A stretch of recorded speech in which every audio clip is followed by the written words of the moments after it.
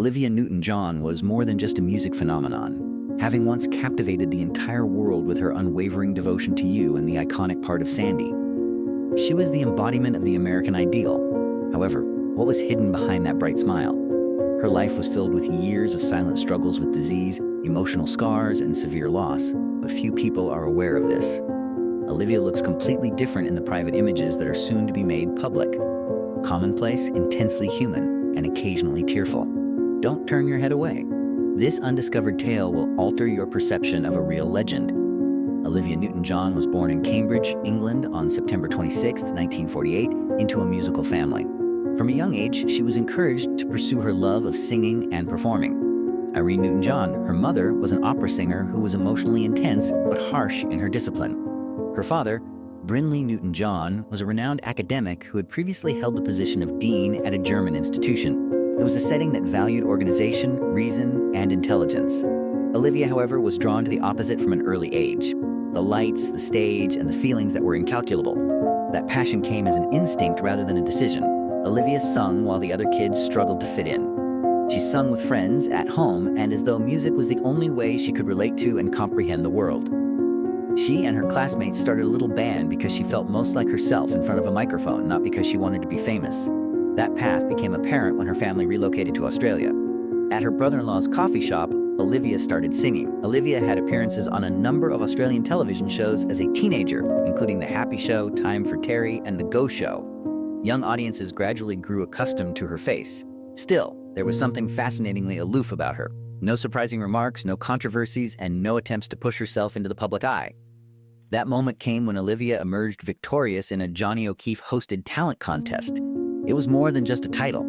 It was a chance to visit England, where pursuing a career in music was possible. Olivia paused.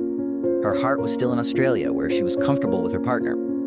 However, her mother gently but forcefully pushed her daughter outside of her comfort zone since she understood the cost of lost opportunities better than anyone. Then Olivia departed. She was not greeted with honor in England. Rather, it was a time of uncertainty, confusion, and loneliness.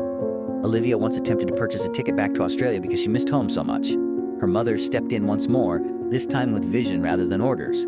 She pointed Olivia in the direction of a different course, a partnership with fellow Australian Pat Carroll.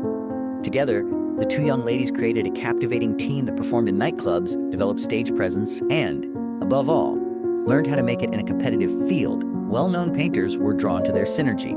Olivia and Pat were asked to provide backing vocals for a number of projects, supporting well-known performers. However, separation opened a fresh door for Olivia, as it did for many other pivotal moments in her life. Pat Carroll went back to Australia. Olivia remained by herself, navigating a path without a map. If Not For You, her debut solo record, was a risk that paid off. The title song swiftly rose to the top of the charts. Banks from Ohio quickly rose to the top 10 in Australia and the UK. Once the young woman who was reluctant to get on a plane, Olivia has become a household name. Success came after success. For 2 years in a row, Record Mirror named her the finest British female vocalist. She won the CMA title of Most Promising Female Singer and a Grammy Award for Let Me Be There.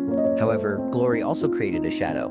The presence of a so-called outsider was rejected by a conservative section of the country music scene. Prominent individuals such as George Jones and Tammy Wynette publicly disapproved of the honors Olivia got, even starting their own group to express their disapproval. Her heart did not suffer, but her music did. Being shunned by the genre she loved placed a silent, agonizing scar on Olivia, who had always respected the country community. She did not, however, back down. America opened its doors in 1975. Olivia rocketed to the top of the charts with her album Have You Never Been Mellow? Her soft voice, her innocent appearance, and her uncommon sense of genuineness were all loved by American viewers. However, success isn't always long-lasting. Olivia's career stalled after a series of albums. She filed a lawsuit against MCA Records for unjust remuneration and faced the label head-on. Despite winning the case, she had a rocky relationship with the industry. Olivia was at risk of being called forgettable or safe. Then fate communicated through movies, music, and an unforgettable part. Grease made its debut in June 1978. In addition to reviving Olivia's career, the movie made her a worldwide celebrity. The name Olivia Newton-John became ingrained in popular cultural history, and the soundtrack ruled the charts and broke down barriers. Olivia's musical career took a daring turn while she was enveloped in the splendor of Grease. Her album Totally Hot, which came out later in 1978, made it very evident that she was no longer merely the kind girl of charming ballads.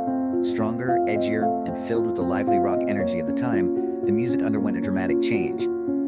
This change was a well-timed development rather than a careless gamble. Olivia quickly embarked on significant worldwide tours throughout the US, Japan, and Europe, where each performance seemed like a fresh wave of excitement, as audiences embraced a feisty, high-energy Olivia on stage. Olivia, however, refused to be limited to just one picture.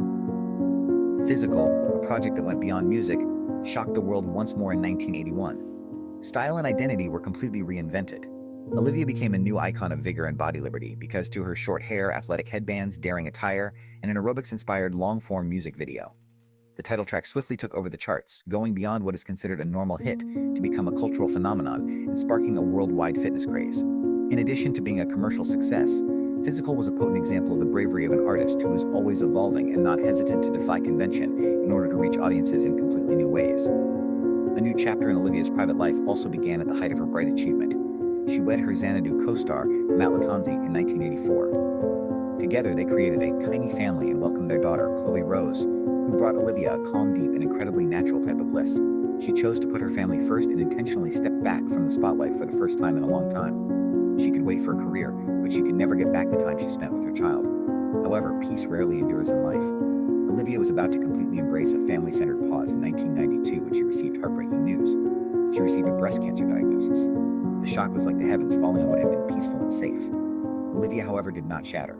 She poured all of her power into a protracted and taxing course of therapy, overcoming the sickness with incredible poise and resolve. Her father's death was another blow to her spirit as her body struggled with illness, a deep loss that made her suffering worse. Her marriage started to fall apart at the same time. What had been a kind, steady partnership was gradually undermined by the stresses of illness, loss, and changing priorities. Olivia went into the worst phase of her life, when her celebrity was no longer able to fill the void inside of her. She occasionally questioned whether the tranquility she had known would ever return, or if it had simply faded into the distance. However, Olivia's inner power was most evident in that darkness. She put up with every treatment day, every sleepless night, and every silent anxiety. She ultimately defeated the illness with unrelenting bravery rather than miracles. She slowly made a comeback to music and the stage 2 years after her recovery, this time with more steadiness than before but without any commotion or spectacle. Throughout the 1990s, Olivia's performances in Christmas projects and tours signified a period of equilibrium during which she learned to appreciate the trip rather than chase peaks. When she sang in front of the biggest crowd of her life at the Sydney 2000 Olympic opening ceremony, her career attained a unique milestone as the new millennium approached. In addition to being a personal honor, it was a moment that exquisitely finished the arc of an artistic life, full of ups and downs.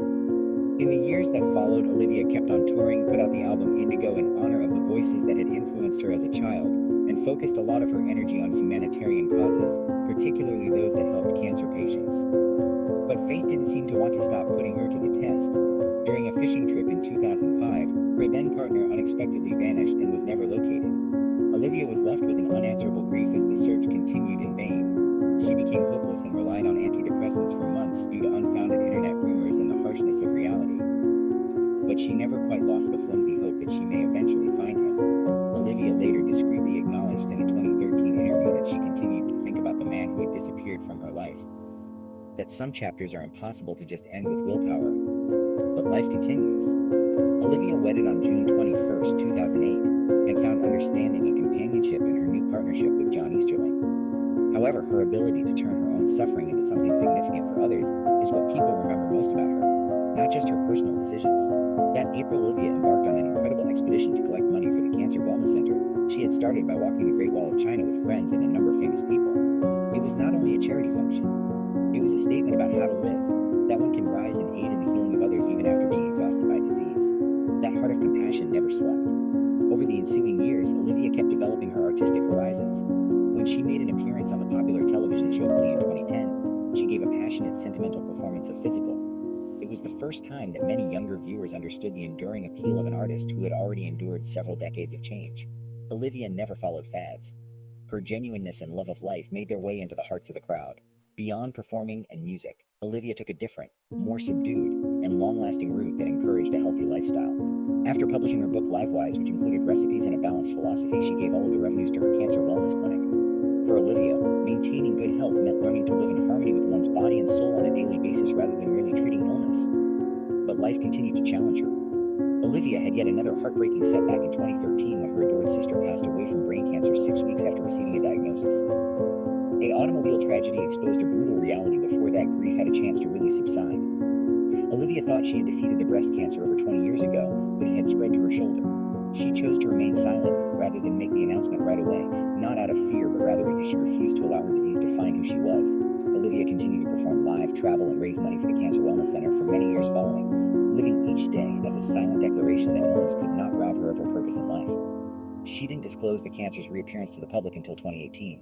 Her optimistic view of life remained unwavering even at that time. In the last years of her life, Olivia kept up her creative endeavors, continued to get recognition for her contributions to music, and kept doing what she felt was most important, giving back.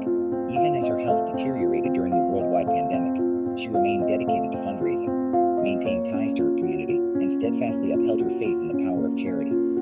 Following over 30 years of unwavering bravery despite her sickness, Olivia died in 2021, ending a journey that was full of light, but never without darkness.